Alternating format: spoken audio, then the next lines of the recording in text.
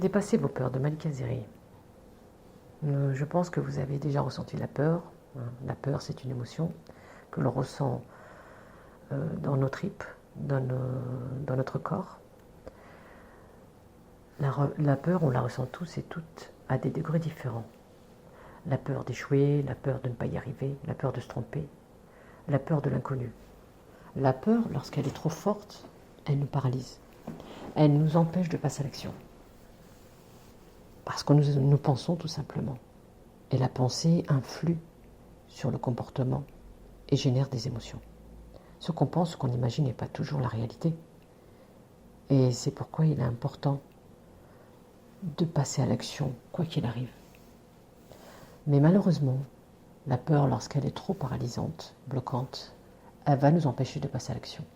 Et donc, c'est un cercle vicieux qui s'installe, c'est-à-dire, j'ai peur, je ne passe pas à l'action, et le fait de ne pas passer à l'action, j'entretiens ma peur. Et plus j'ai peur, et plus je ne passe pas à l'action, en remettant à plus tard ce que je peux faire pour ne pas faire ce que je souhaite à cause de ma peur. La boucle est bouclée. La peur, comme vous le savez, est générée par une pensée. Et la pensée n'est pas la réalité.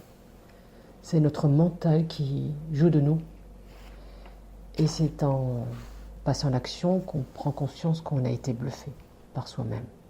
C'est-à-dire, c'est en passant à l'action qu'on voit que la réalité est différente de ce qu'on imaginait. Le passage à l'action nous ramène toujours à la réalité. C'est très important. Toujours passer à l'action, quoi qu'il arrive, même si vous avez peur, pour concrétiser vos objectifs. Sinon, cela reste que des souhaits ou des rêves. C'est l'action qui concrétise vos rêves.